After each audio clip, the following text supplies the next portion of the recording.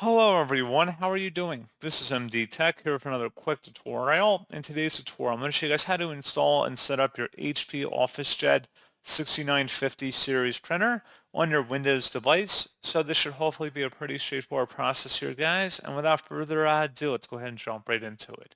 So all you have to do is open up a web browser, and in the Google search, you want to search for HP OfficeJet 6950 support, and go ahead and search for that. Best result should be an HP support page that says HP OfficeJet 6950 all-in-one printer series. Go ahead and open that up. It should have a picture of the printer up at the top of the page here. And then just scroll down underneath the relevant support category that says software and drivers and select that. Scrolling down again, you want to go underneath the installation software and drivers section and select the HP Easy Start Printer Setup software and download that. And once it's downloaded to your system, go ahead and open up that file to extract it.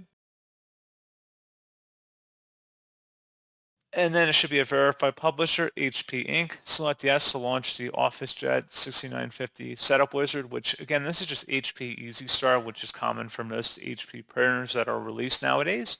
And you just sort of follow through the on-screen setup guide of getting it configured for your device. You can accept or decline optional data tracking, and then just proceed with the on-screen wizard, and that's all you have to do.